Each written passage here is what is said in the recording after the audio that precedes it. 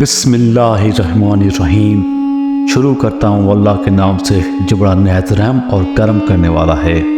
صلی اللہ علیہ وآلہ وسلم۔ مدینے کا دلچسپ اور تاریخی واقعہ، مشہور واقعہ مدینے کا۔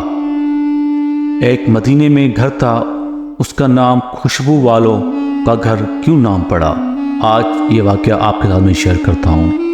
بہت پیارا سا معجزہ اور واقعہ ہے۔ اس سے پہلے جو بھی دوست چینل پہ نیا ہے، چینل کو سبسکرائب، لائک، کمنٹ اور شیئر کریں۔ چلتے ہیں ویڈیو کی طرف۔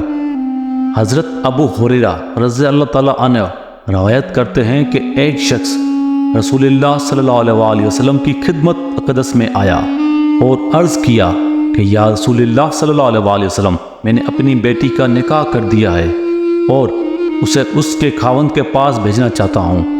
میرے پاس کوئی خوشبو نہیں۔ آپ صلی اللہ علیہ وآلہ وسلم نے کچھ عنایت فرمائے۔ آپ صلی اللہ علیہ وآلہ وسلم نے ارشاد کیا کہ میرے پاس موجود نہیں، کل صبح ایک چوڑے منہ والی بوتل اور ایک کسی درخت کی لکڑی میرے پاس لے آنا۔ دوسرے روز وہ شخص بوتل اور لکڑی لے کر حاضر خدمت ہوا۔ آپ صلی اللہ علیہ وآلہ وسلم نے اپنے دونوں بازو سے اس میں اپنا پسینہ ڈالنا شروع کیا یہاں تک کہ وہ بھر گئی۔ پھر فرمایا کہ اسے لے جا، اپنی بیٹی سے کہہ دینا کہ اس لکڑی کو بوتل میں ترک کر کے مل لیا کرے۔ بس جب وہ آپ صلی اللہ علیہ وآلہ وسلم کے پسینے مبارک کو لگاتی، تمام اہل مدینہ کو اس کی خوشبو پہنچتی، یہاں تک کہ ان کے گھر کا نام ہی خوشبو والوں کا گھر ہو گیا۔